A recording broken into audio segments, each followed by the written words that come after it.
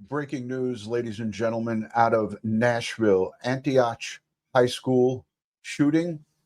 Two people dead, including the shooter, a female wounded, and another student grazed. We know that the female student who was shot and killed is 17 years old, and the shooter is also 17 years old.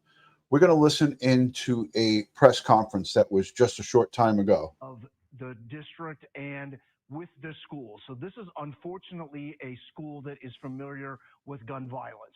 Let's start with the timeline here, okay? On October 16th, 2024, an Antioch High School student was arrested, accused of bringing a gun to school. Police say they found a loaded handgun in the boy's pants when he arrived at school that day. Resource officers were tipped off that the boy brought a gun to school the day before and were waiting to search him when he arrived at school the morning.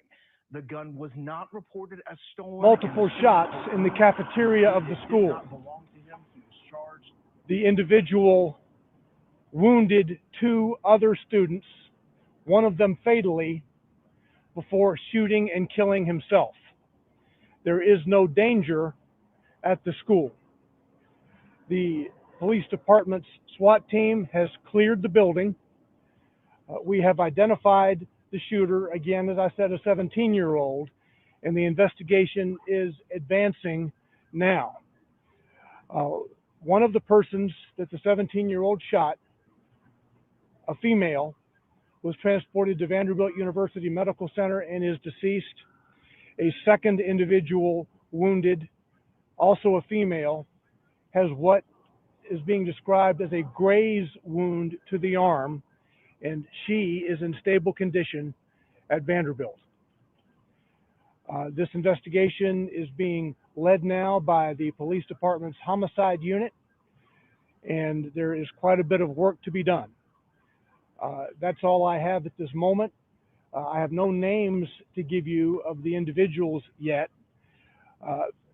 As we have already issued on social media, we have a family assistance center at Ascension across the street from us. There are a lot of school buses at Antioch, and those school buses are going to be transporting the students to this lot across from us here at Ascension. The initial plan was that even one of the persons, that school bus just up the street, a female, was transported to Vanderbilt University Medical Center and is deceased. A second individual wounded, also a female, has what is being described as a graze wound to the arm, and she is in stable condition at Vanderbilt. This investigation is being led now by the police department's homicide unit, and there is quite a bit of work to be done. That's all I have at this moment. I have no names to give you of the individuals yet. As we have already issued on social media, we have a family assistance center at Ascension across the street from us. There are a lot of school buses at Antioch, and those school buses are going to be transporting the students to this lot across from us here at Ascension. The initial plan was that even car riders would be transported by school bus just up the street to this family assistance center. We want to make sure that the entire campus is stabilized, including the parking lots, before we would release any vehicles of students who drove to school today. All right, I can take just a couple of questions before we go back to the scene, and again, there'll be more from this same spot in a brief time. There were two SROs in the building. They were not in the immediate vicinity of the cafeteria when this happened. By the time the SROs got down there, the shooting had stopped and the shooter had shot himself.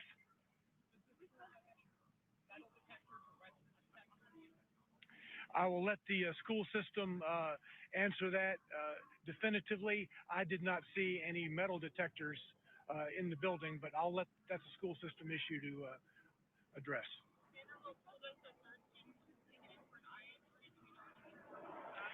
There is a male student who has some type of a facial injury. It's not a gunshot injury, and I'm not sure if he fell or what was the cause of that. But there is another male student being treated at Vanderbilt who does not have a gunshot wound. He has some type of a facial injury, the cause of which I'm unsure about.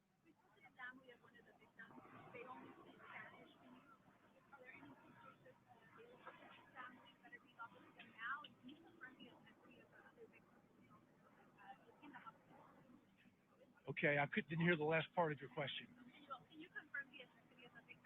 No, I can just confirm gender at this point. The two gunshot victims who were taken to Vanderbilt are female, one of whom is deceased, and the shooter is male, and he's African American.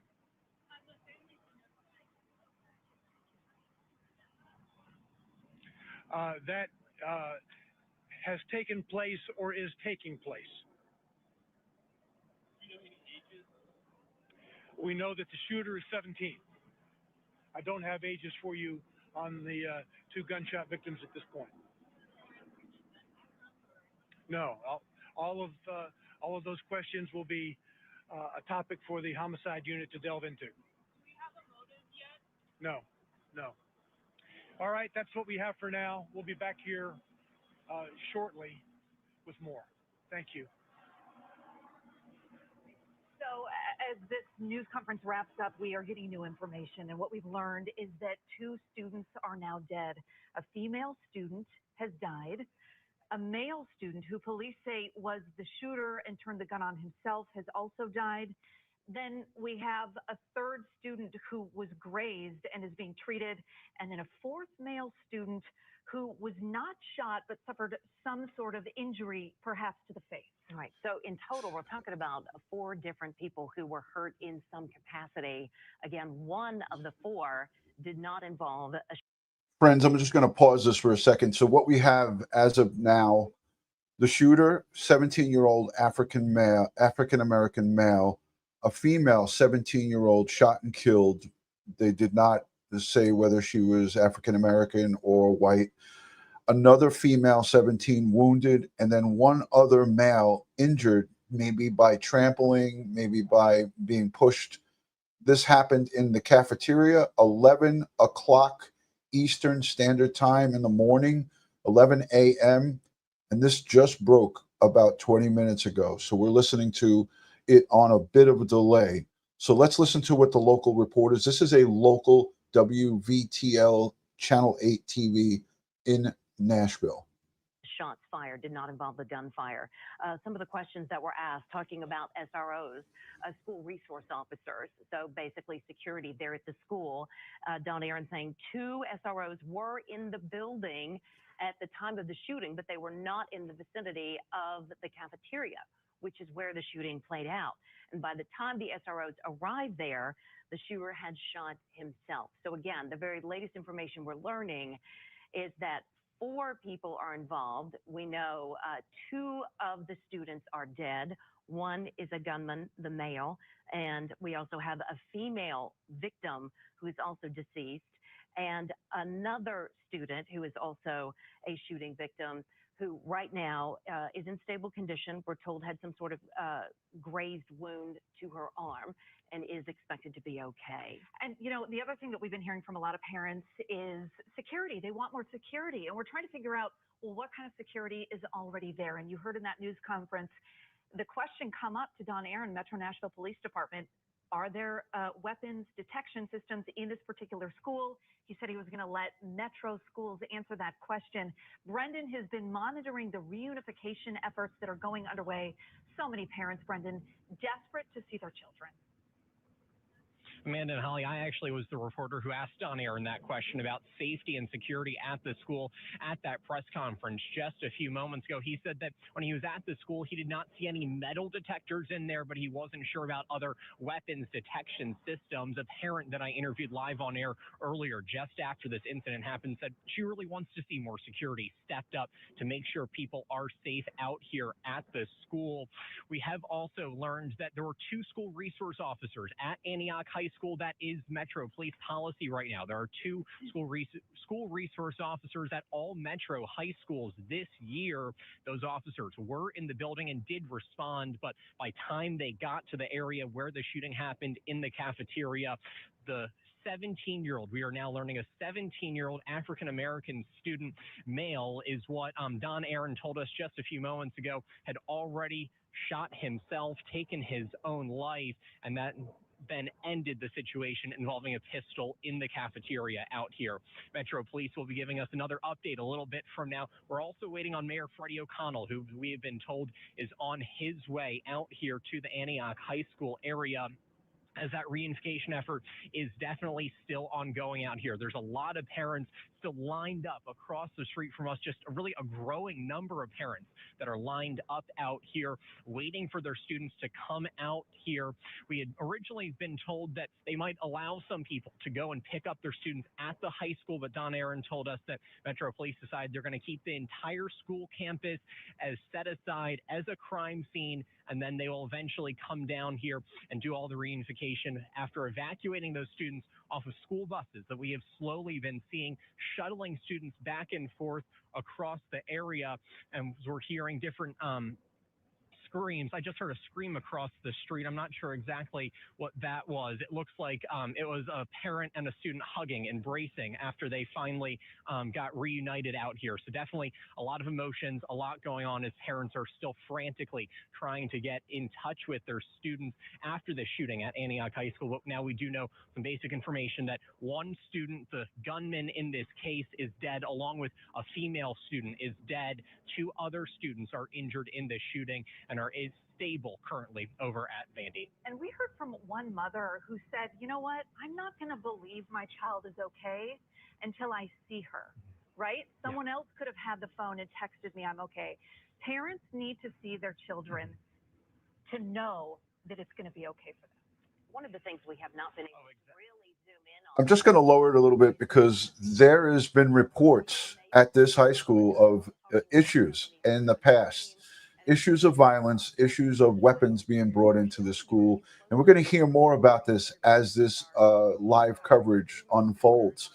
I had the opportunity to listen to it just about 15 minutes ago, and I was shocked to hear about this. And we're going to hear from some students and some parents, and they're going to talk about the issues at this Antioch High School in Nashville, Tennessee. So let's listen in. I'll turn it back up. The situation right now, we know at least 5 buses that headed in, 2 buses at least have come out.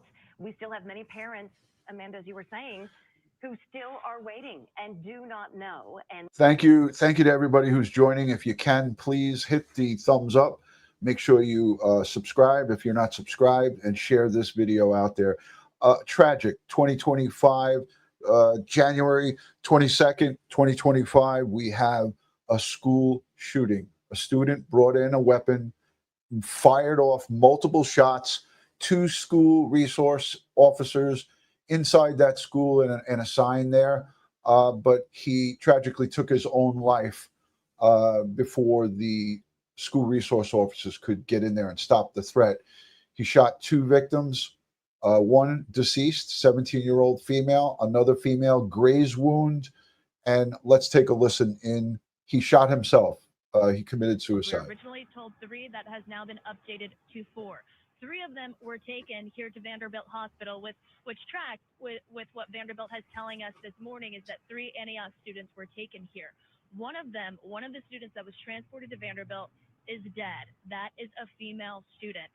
2 more, a second female was shot, but she is stable. And then a third student, a male student, was injured. He was not shot, but suffered a facial injury. And he was also treated here. So at this hour from Don Aaron, those are the 3 students that were treated here at Vanderbilt. Is the one female who has unfortunately died from this situation. You can't imagine being the family showing up here this afternoon facing that reality. And then also the 2 students who were also involved in this, the male student with the facial injury was treated here. The female student, the second female student that was, or I'm sorry, the second female that was shot but is in stable condition. Now, It did not say anything about the shooter himself being transported here. Don Aaron simply said that he killed himself. Back to you. All right. So again, the latest numbers, we know 4 students involved, 3 of them shot in some way. 1 female student dead, a second female student who was grazed by a bullet. We know a 3rd male student was not shot, but suffered some sort of facial injury and was also treated there at Vanderbilt. And then the shooter, which we have learned is a 17-year-old black male who apparently turned the gun on himself and died. Let's talk more about the security situation at school. We know that every Metro School high school has officers, SROs at campus. That was the case today, according to Metro Nashville Police. They say 2 SROs were in the building, but were not close to the cafeteria where the shooting was unfolding right around 11:09 this morning. As soon as those officers made their way to the cafeteria, the shooting had stopped. Let's go to a live interview now. Steve Mailing is at the Reunification Center. This is heartbreaking, folks. Another school shooting. I called him. I tried to call him as much as I can, but he didn't answer it. But he did text me. So we're seeing an overhead shot here. I'm going to stop it. This is a news helicopter over, a shot over the Antioch High School shooting. Again, we're hearing this all too often, and nothing gets done. Politicians will talk about it. Thoughts and prayers will go out, but it's just business as usual unless you take the measures to stop this stuff from happening. Laws are not going to stop it because laws are made to be broken. And I'm sorry to say that, but that is the truth. If you make a law, it doesn't mean that the person is going to abide by it if they're going to do something criminal. There needs to be actions taken to secure our schools and make sure our children who are going to those schools are safe. It's up to the administrators. It's up to the people who run these facilities. It's an old story. It's an old song and dance, and I've said it so many times. I'm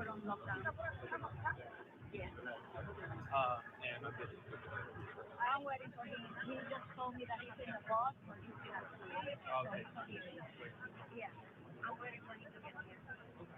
I think everybody find out first through Facebook and all that. It's kind of hard to hear that, but basically Steve talking with her about, did she have communication with her student? Are they okay? And we've been hearing a lot from parents that we've been talking to. Thankfully, I was able to get in touch with my student with their cell phone. Exactly. That communication coming from the student via cell. We're going to listen right now. We have another live interview for you. Remind her about our therapy exercises of just breathing through it, and it's hard. It's so sad to see these kids go through this, and somebody's child is not coming home today, and I just cannot imagine that. My God. And for your family, you've already kind of been through your children. Yeah. For this, and did you ever expect it to happen at like a stage like this? Never. I never expected it to happen where it happened the first time, and I definitely didn't expect it to happen here. Like now my son is saying, Mom, I don't even want to graduate. I don't want to go through this no more. I just now got them to really start going back out in the public. And then this happens. Like, I just don't know how we're going to get past this. How is your son? He's not doing well mentally right now at all. He just keeps asking, where's my sister? Where's my sister? I'm like, Tosh, she's okay. We just have to wait. We just have to wait for her to get off the bus. But she's constantly texting me. She's letting me know every update. This is just unreal. Hearing from more parents here just in disbelief. Others still waiting to hear from their child. All right, we're going to go live now to Brendan Tierley, who is talking to a student. Brendan, tell us who you're talking to and what he witnessed. What can he tell us? Hey, Amanda and Holly. Yeah, we're getting set up out here right now to talk with I wanted to pause it there and say hello to Coral and Dexter. Thank you for joining. Thank you to everybody that's here. This student, what he says, I listened to this. This is now on a little bit of a delay. This student says something shocking. So let's listen into what this student has to say about this high school. And guys and girls, I think you should listen to this because it is going to make your jaw drop. Maude, you're actually the son of the woman that we had interviewed earlier who was so frantically trying to just make sure she was able to find her son and make sure she was okay. You were actually at the school, right kind of near the cafeteria when that shooting happened. Can you talk me through what kind of all you heard and saw? Yeah, we was in the cafeteria just getting lunch like every other day, and the shooter started. We kept hearing like gunfire in the front of the cafeteria. Then people looked around screaming, and we ran behind the garbage cans, and then we saw people getting shot on the ground, bleeding and stuff. And I saw me and my friends and everybody in the back. We all ran on the side door, crouching down, and I tried to help these people who was falling on the ground, getting pushed. And so I was running while I was doing that, and then we ran out to school in the back of the school near the football field. When you hear those gunshots go off and then you see your fellow classmates injured in a shooting like this, what's going through your mind?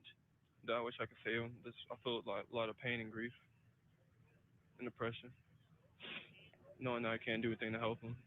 Just seeing them just get shot in front of my face like that. Your mom had told us that she was able to get in touch with you, that you called her almost as soon as it happened. Talk me through that conversation and what that was like, letting your mom know that you were okay. So when I ran out to school, I was calling her, telling her everything that happened, step by step. And so I was telling her, I was like, "Hey, mom, this is a school shooting. Can you get here as fast as you can?" And she said, "What happened?" And I was explaining it to her that there's a school shooter active right now shooting people. I don't know if he's still alive, if he's dead right now, but he's still at the school. And I told her I walked away as far as I can, away from the school. And so I called my dad and I called my female friend. And she was still in the school. And I was trying to tell her like find a way for her to get out safe. And I was checking on everybody to see if they're okay. Metro Police are telling us that the shooter took their own life and one of your other classmates that were shot in this is killed. When you kind of hear that news, how heartbreaking is that for you? It's really heartbreaking because it's like just seeing someone you know just die like in front of your face like that at any time is kind of really upsetting. And just seeing that you can't really save the person or help them, but you just seeing someone just take their life like that in front of your face. It's kind of heartbreaking. Obviously, there's school resource officers at all the Metro high schools. Can you talk me through the other different safety measures that you get to go through every day here at the school to try to prevent something like this from happening? So today they said it was really cold. They should have canceled school. I don't know why, but we used to have metal detectors and they stopped it just like a week later. I don't know why they do searches, but that's not enough constantly because there's so many people who sneak weed or guns and they don't do it. They just expel them. They don't press charges or anything about that. That's all I've heard. But I feel like there should be.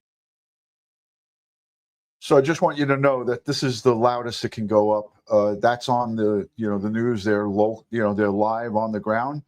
But listen again to what this young man said about the weed and the different things that are coming into the school. And this is shocking to hear this, but this is going to be a part of the story. Injured in a shooting like this, what's going through your mind? That I wish I could save them. I feel like a lot of pain and grief and depression, knowing that I can't do anything to help them. Just seeing them just get shot in front of my face like that.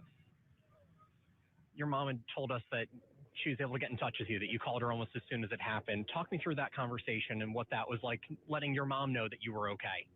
So when I ran out to school, I was calling her, telling her everything that happened, step by step. And so I was telling her, I was like, "Hey, mom, this is a school shooting. Can you get here as fast as you can?"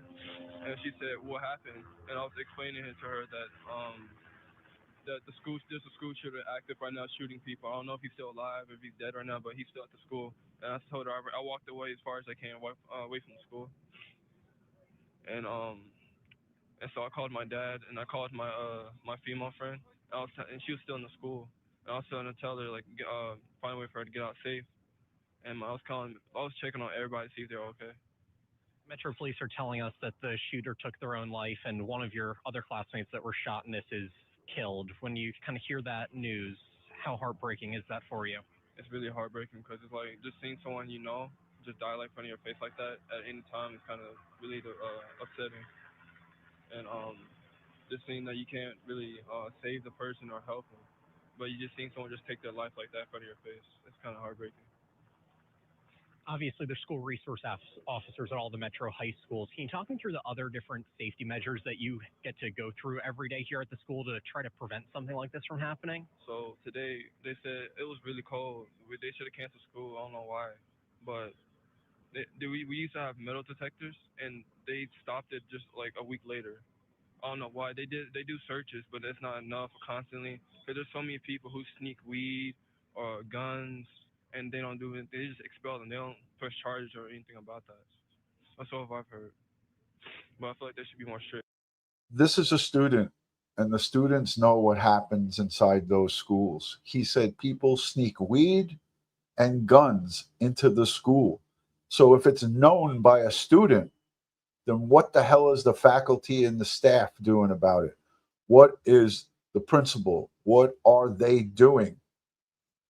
It just blows my mind. It blows my mind. Welcome in, everybody. Thank you for joining. I appreciate you all for being here. Big. Would you ever think something like this would happen at your school? Yeah. The school have a lot of problems, and I feel like if something like this was supposed to happen, I just didn't know when. Ever since I got on the first day I got to the school, I feel like it was going to become a problem. As many fights it was, and the guns, people been caught with guns in their backpacks, and I feel like it was going to happen one day. And thank you so much for joining us and talking us through this. I'm so People sorry you had to being witness caught that and with go through all this guns today, but in their I'm so glad you're backpacks. kind of being able to be reunited with your mom out here. Let's let that sink in just for a minute. This is a young man who is saying that he thought and knew that this was going to happen. This is a school, in my opinion, based on what I'm hearing right here, that is out of control. And shame, shame, shame on the administration that's running the school for not locking it down. Yes, there was 2 school resource officers inside that building, but this is a big building, a lot of students, a big campus, and if the students know this is going on, that people are sneaking guns into the school with no backpacks. We heard the representative from the at the press conference. That gentleman said he did not see any metal detectors in that school. He said it. I heard him say it twice. We could go back to it.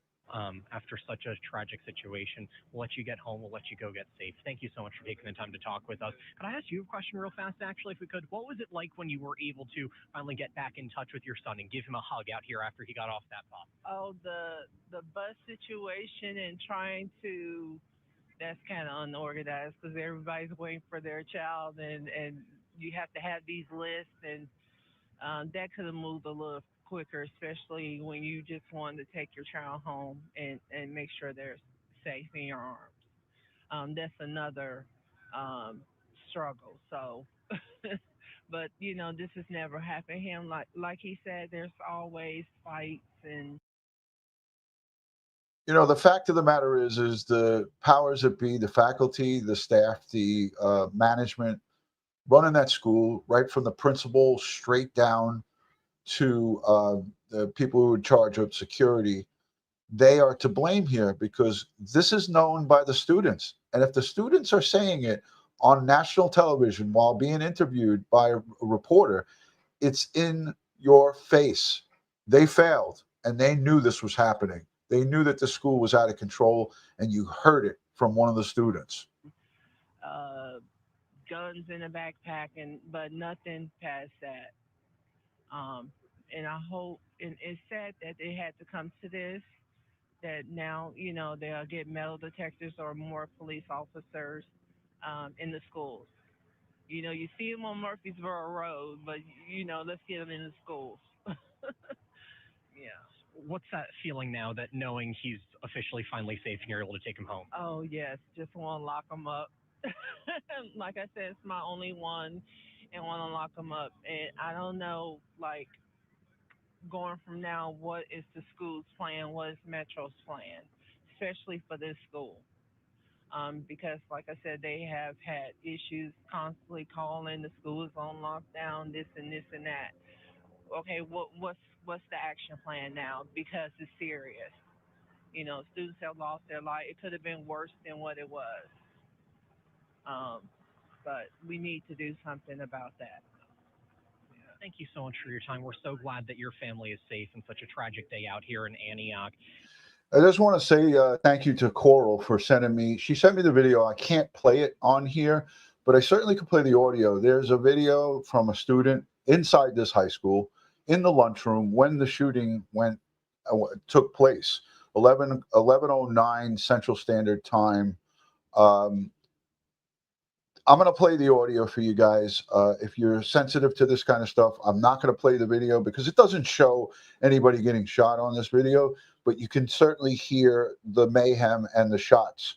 I'm going to play it while we watch the rest of this without volume. I'm going to let it continue to play. I'll shut the volume down.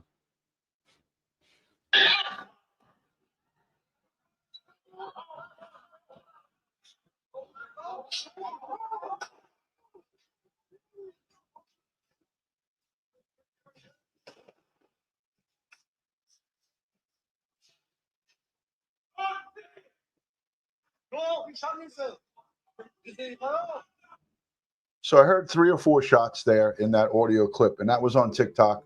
Again, I refuse to play it here, but let's listen into the live coverage. You know, I wish I could have saved them. I have a lot of grief and depression. He says because he wasn't able to save the people that he considered friends. That's a heavy, heavy weight to carry. It certainly is. Hearing people scream and run, trying to hide. All right, we appreciate it. Brendan, we'll be checking back in with you. Right now, let's check in with Steve Mailing, who is talking to another parent. I'm going to address this comment by LilyPad. Hold on. No, it was Robert. Thank you, Robert. Doesn't interviewing the witnesses interfere with the investigation?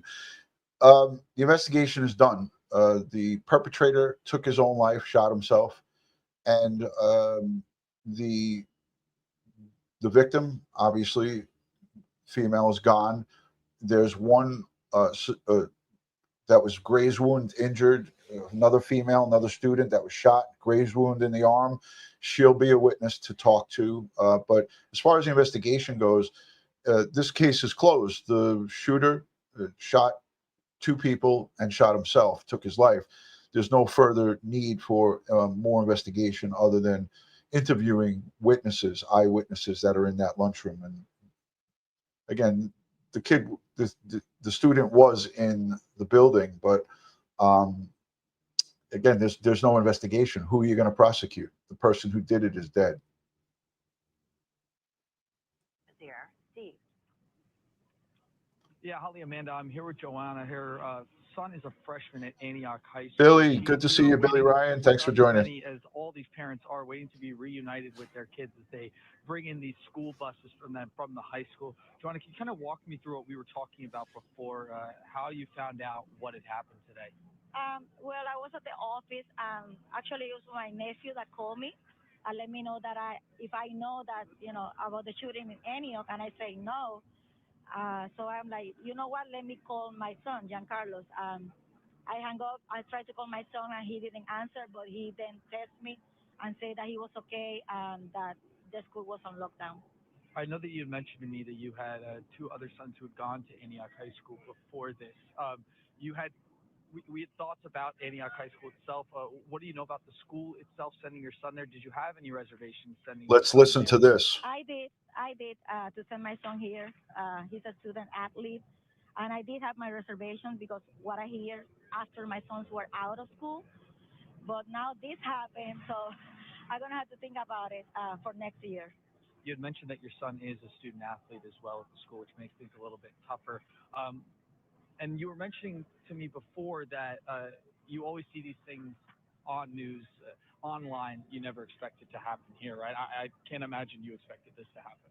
Of course not. As a parent, you are afraid of something like this to happen, but when you are living it, it's another thing. Yeah, I was very afraid. Do you have any thoughts to take your son out of Antioch High School after an event like this? Do you want to see more from the school system itself to implement maybe new safety measures into the school? They do need it. They need to implement safety regulations at school. Maybe, I know they have like police over here, 2 officers maybe, but they need to do more. They need to do more. And yes, I will have to think about it, about my son coming to Antioch next year. I mean, I want to support Antioch.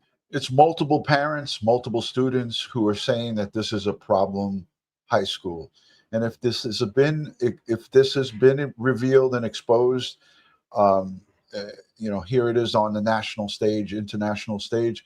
But if it was well known in the community, to the families, to the students, to the residents, then shame on that high school, shame on the powers that be and administrators that are running it, because they failed. They failed today, and one young girl and many, many students are permanently damaged. uh, this will have a long-lasting effect. You heard what that young man said, and his mother said he's going to have nightmares. He won't want to leave the house, and this is going to have a long-lasting effect on many, many young students in that high school. And the community. But when something like this happens, you have to think on your son first. Well, Jonah, we're happy that your son is okay. Hopefully, you guys are going to be reunited soon. We appreciate your time, of course.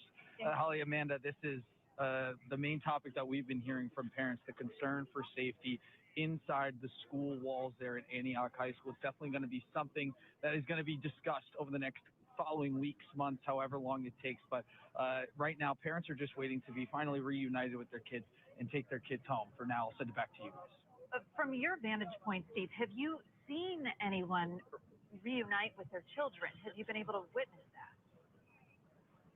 Yeah, I've witnessed a couple dozen people actually reunite with their children out here. They have a speaker to where they're announcing the students' names, then they have the parents come up and verify that that is their child, that new protocol that we had mentioned before in our coverage. It's it's heartwarming, but at the same time, it's a bittersweet thing to witness because you know the situation that they're coming from. At the same time, you're happy to see that they're okay and that they're once again able to hug each other to say, "I love you" again. To be together with themselves once again, it's something kind of incredible to witness in and of itself. I know that there are plenty of buses coming in actually right now. That moment's about to be shared with a lot more parents and students, and hopefully they're going to be okay after this situation. I have a post up, and I like to do these kind of polls during these live streams where everybody's watching and having their own thoughts. If you feel that the school district failed these students security wise, press a 1. If you do not feel that they failed these students, press a 2.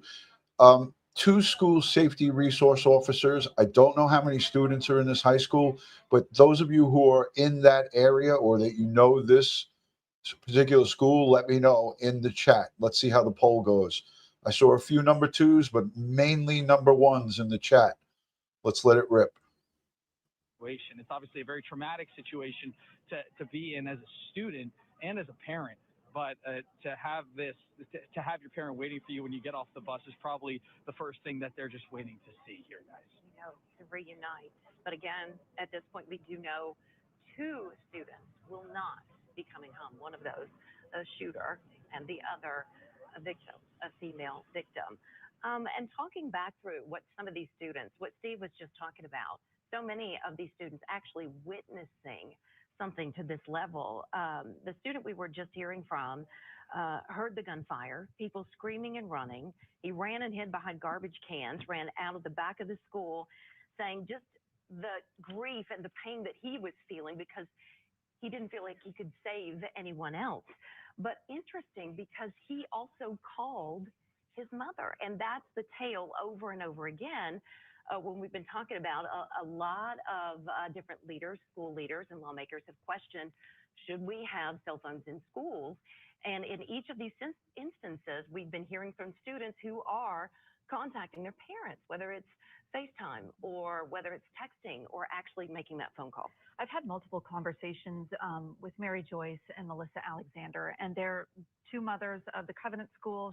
Their students survived the shooting, but witnessed very graphic pieces of it. And one thing that they speak a lot about is the shared trauma of a community. And that's a tough thing to navigate, right? And we're hearing from so many people who are starting to understand, unfortunately, what that shared trauma means and what it really means to be a survivor in these situations. All right, we are now going to go live to our Danielle Ledbetter. Now, she is at our reunification arena there. This is Ascension Medical Group right there on Murfreesboro Pike, who is talking to, it appears, another parent, Danielle. Yeah, Holly. So this is Jonathan Beasley. You were just telling me your daughter was inside. Can you tell us how you found out about what was happening here today? Yeah, she texted me saying that there was a shooting. They were on lockdown, but she was safe, and wanted to leave right then and there, but just kind of had to figure out, they weren't going to release her, and we weren't going to be able to get to school anyway. Until we got a notification from the school that they were on lockdown, and this was going to be the meeting center, so just hauled it over here after that. And how did you feel when she first reached out to you? I was scared. My gut, my heart sank into my stomach. And thought of, the victims and the shooter himself. It's an ugly situation altogether. But you're telling us that she is on one of these buses, right? I've already texted her. She's on the third bus right there. Okay. And then what do you think it will feel like when you finally get a chance to see your daughter? Oh, it'll be a weight off my shoulders for sure. Because, as a parent, you send them off to school thinking, hey, you're going to be safe. You're going to be here at the end of school. And, odds are, given today, she may have been one of those people. And I asked you this a little bit earlier, but just to re-ask you, were you shocked to hear about this? No, I wasn't. It's sad to say that, but I wasn't. This is unbelievable. Antioch gets a bad rap. I can't even believe that I'm hearing that.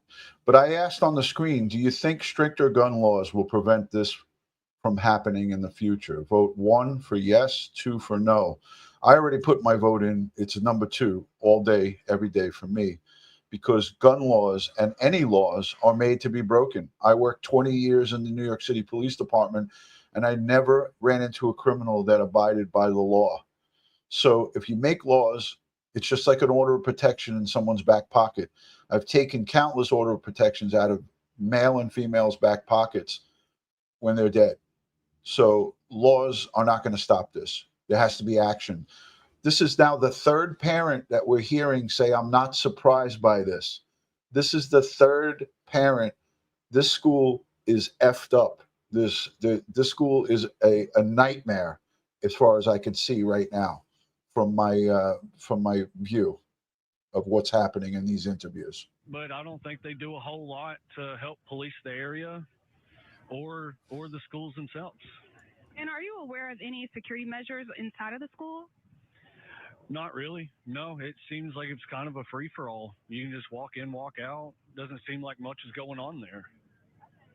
Well, thank you so much for talking to us. We do appreciate it. So, yeah, guys, lots of parents out here just waiting to be reunified with their children, guys. I mean, the resounding theme that we're hearing from not just parents, but students as well now.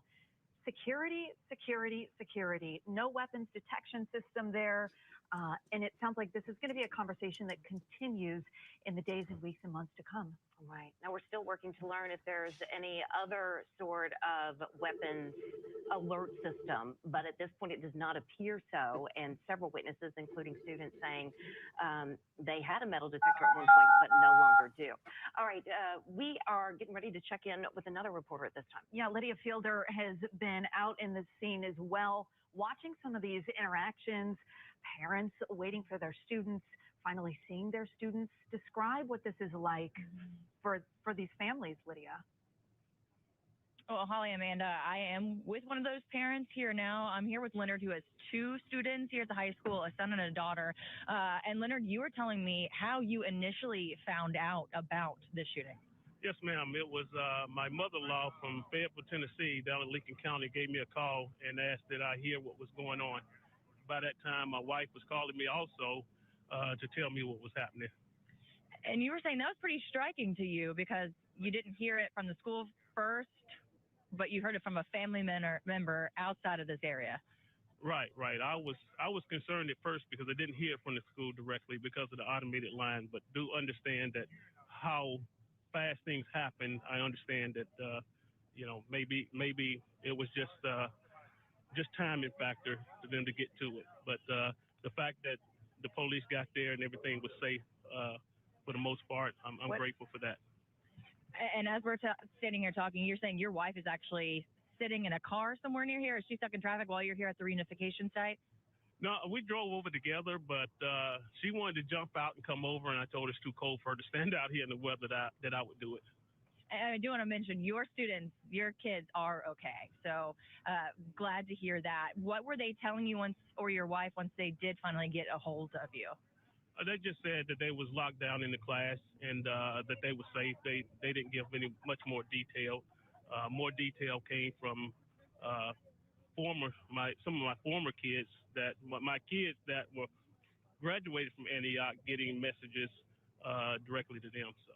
And you have 4 students that have already come through this school, 2 here currently. Have you experienced anything like this with your other students before? Not to this degree. I mean, a couple of years ago they had a bomb threat, but that was it. Nothing that manifested from that. And then just tell me your feelings as a father, as a parent, when you do get this call from whoever it was at first. What goes through your mind? To be angry. To be honest, anger, and then grateful. Grateful that things probably could have been worse, but my first instinct was to pray to make sure everyone was safe, even if someone was shot, that the Lord's will be done. And I would imagine that's what's happening with a lot of parents out here as we wrap up. Sharing your feelings, Leonard, of first anger, obviously being scared, and then praying that everyone's okay and saying we're thankful that our children, we are going to have them home as we are out here now waiting for these buses to arrive. So we appreciate your time. Until then, we're gonna send it back to you, Holly and Amanda. All right, so the repeated message we're continuing to hear is the concern for safety. And were there for sure any security measures in place? Our Jeremy Finley is joining us now in studio. We know you've been looking into this and you do have some new information. We do, guys. So I know every parent that is watching this right now is asking, how in the world did this gun get into this high school, especially what this city has encountered with school shootings? So I want to let you know, first of all, if there's any breaking details that come out, we're going to go live out there so you can continue to hear from parents and students. But what I want you to know is what we have found out about security measures in metro schools, specifically this school. So last year, the whole district implemented a new security measure that's called Omni Alert. So Omni Alert is AI technology that alerts the district through their existing system when a gun is detected within a school. So this was sold to metro school districts as a real way that the districts can know, using their current technology, again, using AI and cameras, if a gun is actually seen within a school. But the key in all of this is that the gun itself has to be detected by the cameras. We do not know in this case if the gun was at all revealed until the moment when the shootings occurred. But we do know that the system is in place in every metro, at least high school. We know that. And we also know that this cost about $1 million for metro schools to implement. But let's think of the reality of what this is. So this technology is in place, but again, it only works if the cameras detect that gun. We're hearing a lot of parents and a lot of students saying, look, we don't have metal detectors. So what I did is I printed off all of Metro's own data on enhancing school safety for metro schools. There is no mention on any of this about metal detectors. What they do talk about having, and we've seen this, those of us who have been in the city for a while and have reported on this, they have security vestibules that you have to kind of pass through. A lot of times they will have wands, but what we don't know is that those wands are used every day. So of course, they're going to have the same standard procedures that we have in most schools, that the classrooms are locked when something like this happens. And of course, there are security cameras. We know that. They talk about this here. They also talk about that you have to be buzzed in. You heard a mother talk about that when she dropped off her son earlier today, that she had to be buzzed in to go in. But when all of the kids are coming into school at the beginning of the day, we don't know if every one of them is patted down. We don't know if they are given wands, but obviously somehow this gun got into the school. So that is going going to be the question. You heard a young man say a moment ago that they used to have metal detectors. We're working to verify if that in fact is true, and if they did, why it was taken out. That's something we're working on. But one thing that I have been looking into is the history of violence with the school. And here's what we know in just the last couple of years. Last October, a young man was arrested at the school. He was found to be carrying a gun, but it happened as he carried the gun into school. So according to the information from police, that this happened on October 16th of 2024. The young man was arrested. We don't know his age, but they were tipped off that this boy had brought a gun to school. Metro Police were there and able to anticipate that happening, were able to get the gun. At the time, the student told police that the gun did not belong to him. But this just happened last October, that a gun was actually brought to the school. The very next month, in November 19th of 2024, someone made a false threat against this high school. They said and anticipated that they were going to carry out a school shooting on that day. That was November 19th, 2024. Police say that someone told them about a social media post that made this threat. They began to investigate. They ultimately looked into it, turned out to be a hoax, but officers were sent that school as a precaution. I just want to tell you about 3 years ago, I did an investigative piece into the schools with the most violence. And we specifically looked at fights, which is obviously something that schools deal with all the time. What we found, and this data comes from 2021 to 2022, that Antioch High School had the 4th highest number of fights in the district. So that data is a couple years old, but it does indicate that for years, at least between the 2021 and 2022 school year, that it already had a history of violence. So that is kind of your update on where we are with history and technology at this school. We've got a lot more questions to be asking. And of course, we'll fill you in as soon as we get them. Guys, back to you. Yeah, it's going to be interesting, Jeremy, to see how that Omni Alert system is going to be judged based. So much interesting information that they're sharing here. And, just wow, unacceptable. I mean, I'm looking at some of the messages in the chat. Of course, this always sparks a political debate, but really it's about protecting our children. We expect to send our kids to school and not have them shot. We expect to send our kids to school and not have them injured. It's up to the administrators of these higher educations and schools. They need to do a better job. And when there's the writing on the wall, ladies and gentlemen, I present this to you. When their writing is on the wall and you have a past history and you do nothing, who is to blame? It's just ridiculous. On what happened today and how it worked or didn't work. So more to come on that. All right, now we're going to check in with our Jordan. Our Jordan James is joining us live, and he looks to be in front of the reunification center there. Good afternoon to you, Jordan. What can you tell us there? Well, good evening, Holly. I can tell you that hundreds of parents are standing out here waiting to reunite with their children following this shooting. You can certainly feel the concern in the air. Several parents have been standing out here for over an hour, and I actually want to bring in one of the parents who has been standing out here with me.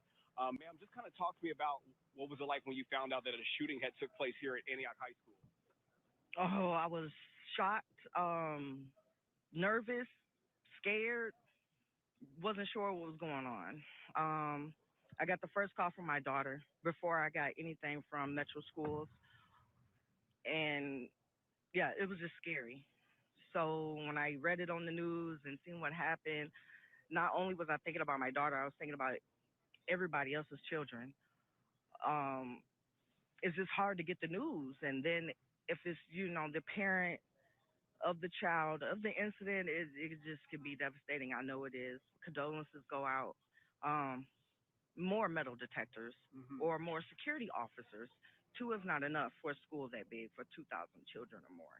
And I mean, speaking of those security measures, how do you feel sending your child back to school moving forward in light of this incident? Nervous. I want to do homeschooling, and then you have, all the other attributes that you need for that. You don't send your child to school, then you get truancy. It's just chaotic, and that they just need more security for the children.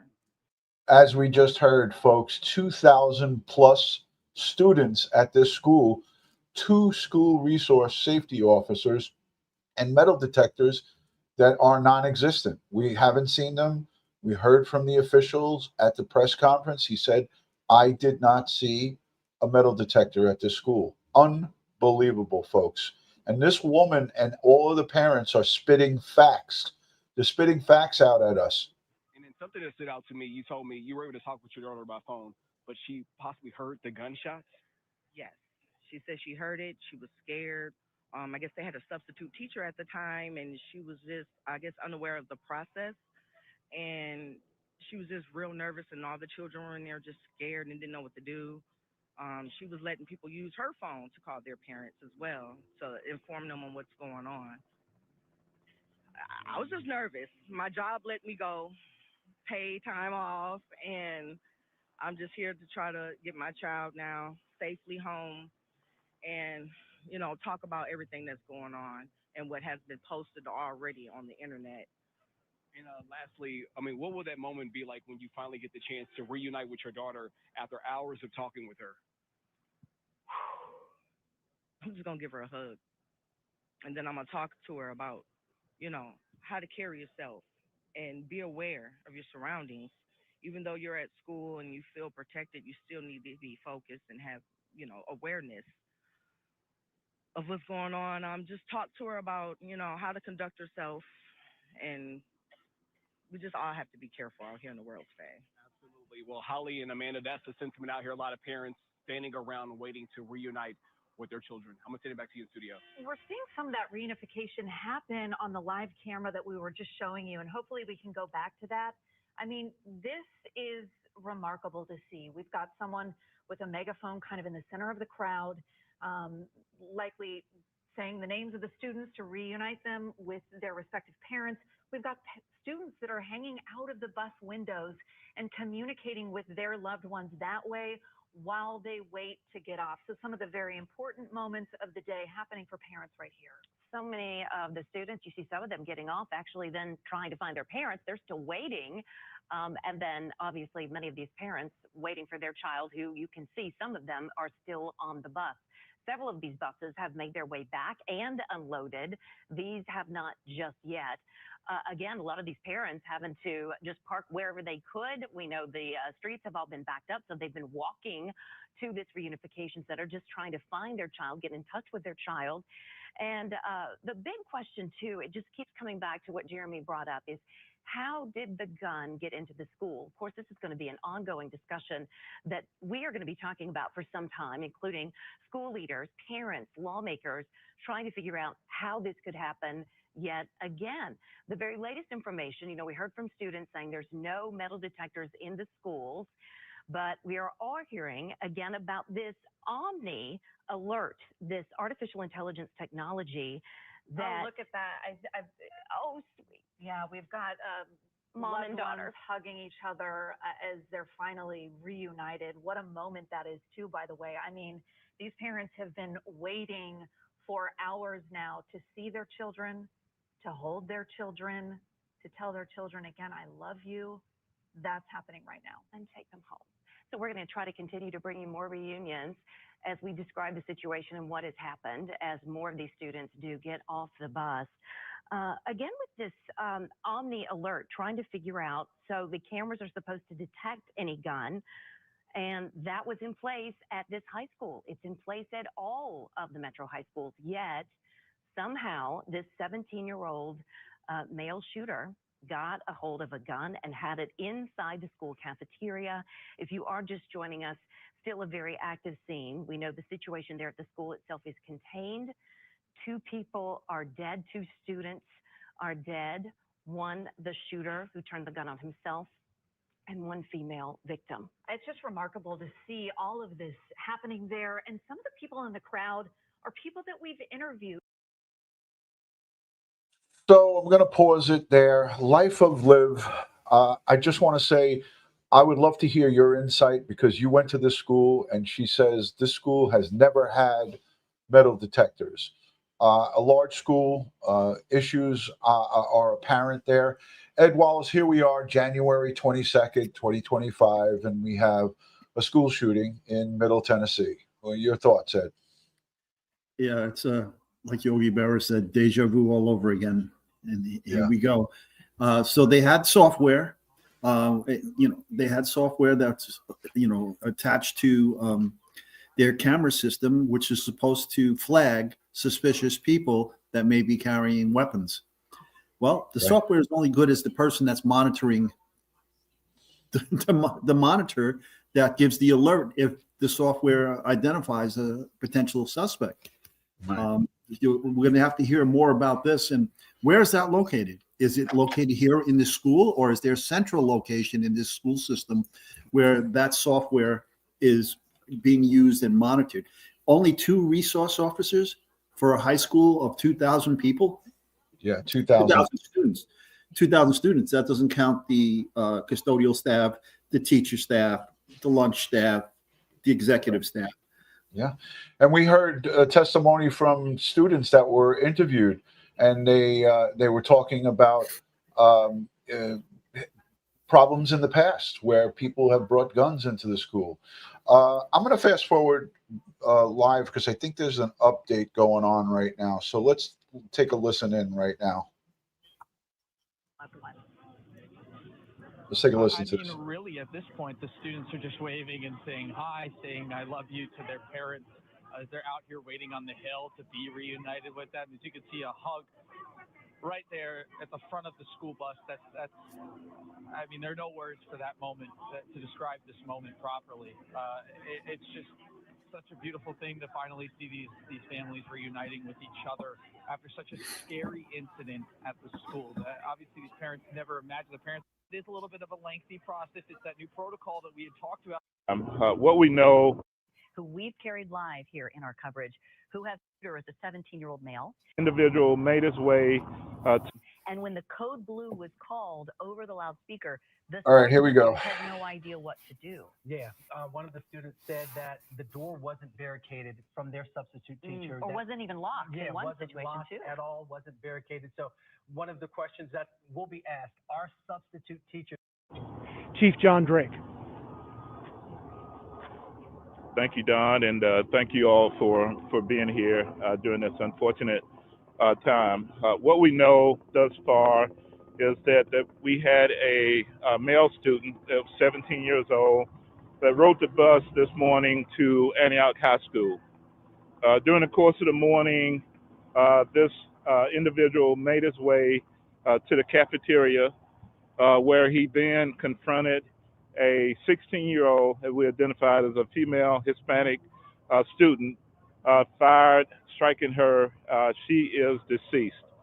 There is another male 17-year-old young man that was wounded with a graze wound, and he has been treated at Vanderbilt and released. The shooter was 17 years old. He entered into the cafeteria, firing multiple rounds in the cafeteria, striking her, and then before pulling the weapon on himself.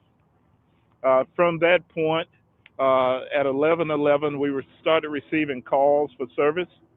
Officers responded and found the male shooter deceased in the cafeteria.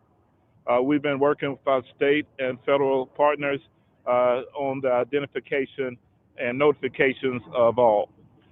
From that point, our SWAT team began systematic searches throughout the entire school to make sure there weren't any more victims or shooters within the school.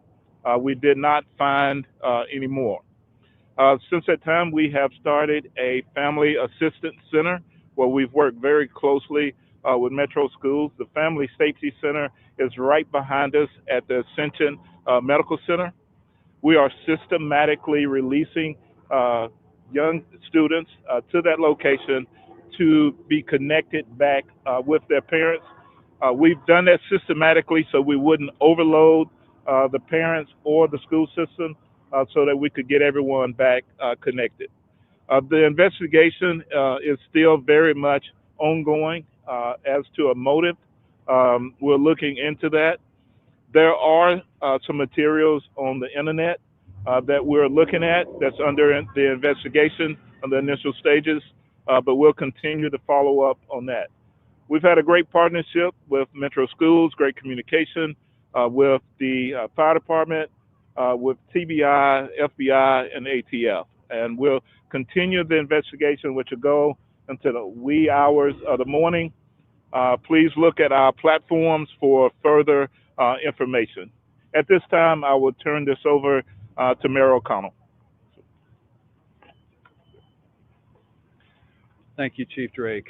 As a city, as a community, it is impossibly difficult to be here once again dealing with the devastation of gun violence in one of our school communities. As a Metro Schools parent, I know how difficult it is to receive a notification of an emergency operation at a Metro school. I can't imagine how difficult it must be to receive the notification that there has been this level of violence in a school community. I want to say as much as I can about my gratitude to Chief Drake, to Dr. Battle, to Director Chief Swan, to our Department of Emergency Communications. The level of first response here once again highlights how important our community of collaboration is. The Family Service Center behind me has been focused on victims and their needs, and we will continue to be focused on that today and for the period to follow. There have been MMPD Wellness Team, there have been the Family Intervention Program, our Nashville Fire Department's EMS division has been deeply involved in this process, and we as a community will continue to rally to ensure that resources are available to those families who have been directly impacted by this incident, and certainly to the school community. I do want to invite Dr. Adrian Battle up to talk about the Metro Schools response. Thank you. Good afternoon. As you all can imagine, this is a heartbreaking day for the entire Antioch High School community and all of us here in Nashville and in Nashville Public Schools. Today, we lost students in a tragic incident. One student took his own life and the life of a peer, forever changing the lives of their families and everyone who knew them. My heart goes out to these families as they face unimaginable loss. At this time, we are grateful that no additional lives were lost, though at least one student is being treated for injuries. I want to thank the school staff who quickly followed emergency protocols, potentially preventing others from being harmed. Their actions were heroic on a dark day for our school community. I also want to extend my gratitude to the Nashville Police Department and Nashville Fire Department for their swift and urgent response, securing the school and caring for those impacted. This tragedy is under active investigation by law enforcement and district leadership. While we are focused on addressing the immediate situation, we are committed to understanding how and why this happened and what more we can do to prevent such tragedies in the future. Over the years, we have implemented a range of safety measures, including partnership with the MMPD through our School Resource Officer Program, shatter-resistant film, security cameras with weapon detection software, and security vestibules. Unfortunately, these measures were not enough to stop this tragedy. I know there are questions about whether additional steps, such as stationary metal detectors, should be considered. While past research has shown they have had limitations and unintended consequences, we will continue to exploring emerging technologies and strategies to strengthen school safety. Building strong relationships between students, staff, and SRO teams remains the most effective way to foster these relationships. In the coming days, we will continue to partner with MMPD and our school team. We want to continue to foster an environment where students feel safe to speak up when they see something concerning. It's important to remember that our schools have historically been safe places for learning, friendships, and growth. We cannot allow this tragedy to overshadow the positive experiences of our 80,000 students. As a former principal of Antioch High School, I've walked the halls and I've witnessed the magic that happens in its classrooms. This loss is deeply personal for me, as it is for so many in and throughout. Have had limitations and unintended consequences, We will continue to exploring emerging technologies and strategies to strengthen school safety. Building strong relationships between students, staff, and SRO teams remains the most effective way to foster these relationships.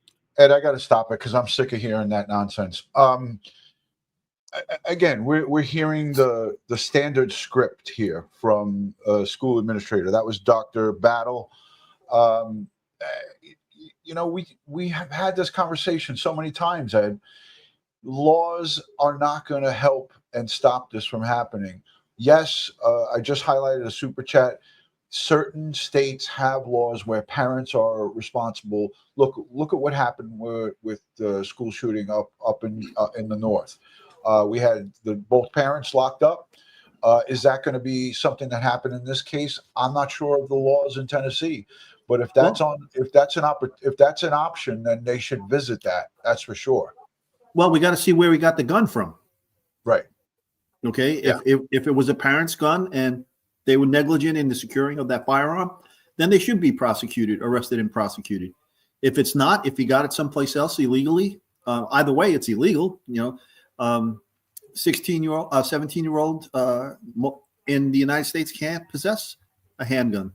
I mean, right. I know there are cases going through the court systems now to overturn that, where 17 to 21 will be allowed to get a handgun, but we're not there yet. In most cases, the laws are, 17 to 21, you can't, until you're 21, you can't have a gun. Yeah, and again, I want to apologize to everybody. The news, that was their audio feed. I have no control of raising it or lowering it.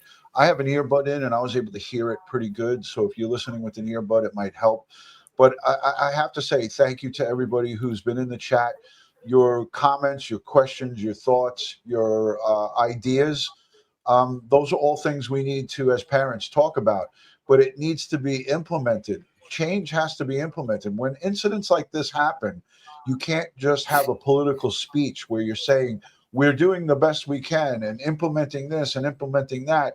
But if that's not working, you need to implement something else. There needs to be a different program if your program has failed and has failed the safety of the students. Right, Ed? Yeah, absolutely. And it seems like she has an aversion to metal detectors, and she went with the higher technology, the AI technology, because I guess it's less manpower that would be required to man a computer monitor with the software, as opposed to the personnel that would be needed to man checkpoints of entry with metal detectors. And saving how's that money, working out? Saving money and not saving children's lives. How does that look? What does the optics of that look like? I want to hear what this is. I don't know who this is that came up to the mic. Let's take a listen and see what he has to say.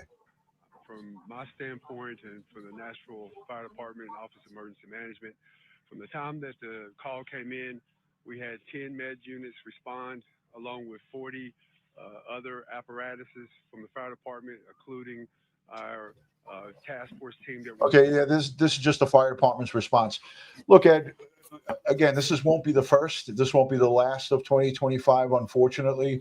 But we have to do better. When we send our kids to school, as parents, as grandparents, as human beings, we expect that when you bring your kid to school, he or she is gonna come home safe and in one piece, not shot up, not injured or maimed or trampled or anything of that nature. We expect them to go there to learn and to come home in the same way that we sent them there. And if you feel any different in the chat, let me know. But I think we're all on the same page here. Listen, I as you know, I've studied this. I've written about it. Okay. I'm published on securing our schools and what needs to be done and what has failed. And, there's been a boatload of research that has been done at our taxpayer dollars by the National Institute of Justice and the Department of Justice. Unfortunately, these public school systems don't want to spend the money and the resources to get this straightened out. Okay. Yeah. She talked about the corridors, right? And she used politically correct terms, right? Because they're also known as man traps. Okay, she talked about them. So apparently they have the ability to isolate a suspect in hallways and so forth and lock them down to limit their movements throughout the school should they find a suspect. Well, this kid went to the school here.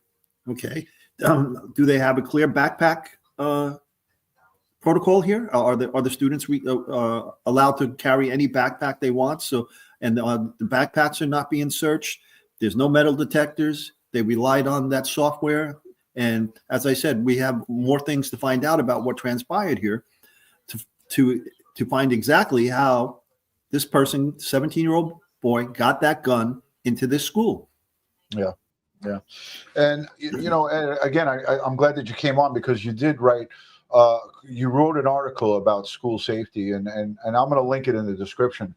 But the update is 17-year-old male rode a bus at 11:09, got into the cafeteria, and the calls for help came in at 11:11 Central Standard Time in Antioch High School.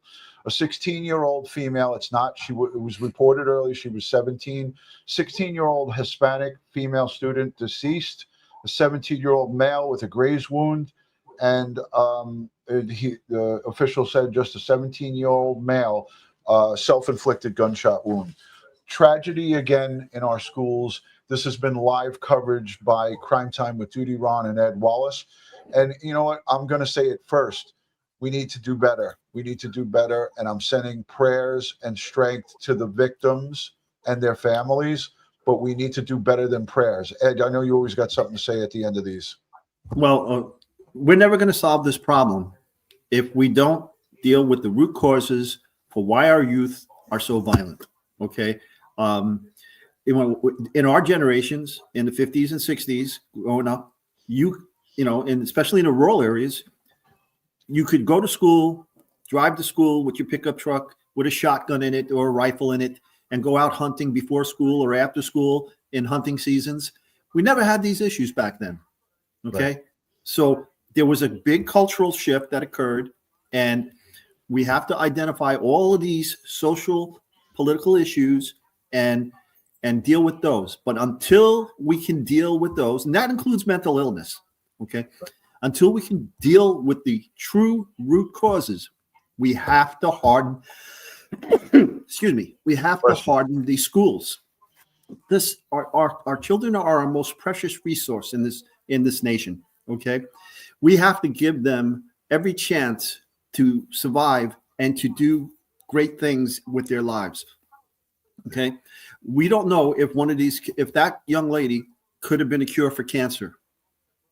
Could have came up with the cure for cancer. And we'll never know because her life was needlessly snuffed out for what reasons we don't know at this point, but we'll find out hopefully. But again, this is the same jurisdiction that had a female trans school shooter that had written extensively about why she conducted the shooting, but they squashed that. They wouldn't release it to the public. Unbelievable. We got to do better. Here, thank you, Riris Watts. Thank you for the $5. Hello, I was zoned for this school as a kid, but I went to a private school as well. This is a well-known bad school, and that's the reporting before you came on, Ed. They were interviewing lots of students and parents, and they were just talking about the problems. And one of the students said, it was no matter of time. I knew it was going to happen. I just didn't know when. So that's the unfortunate part. I want to thank Lori for gifting 5 memberships. And I also want to thank everybody who has sent super chats. Again, on behalf of Crime Time with DutyRon and Ed Wallace, we're sending prayers, strength, and positive vibes to the family. This has been live breaking news coverage of the school shooting in Tennessee. Again, our coverage will continue as this investigation develops. Thank you, Ed, for taking the time. Thank you to everyone for being here. Make sure if you're not subscribed, you subscribe and hit the thumbs up. We'll speak to you soon. God bless.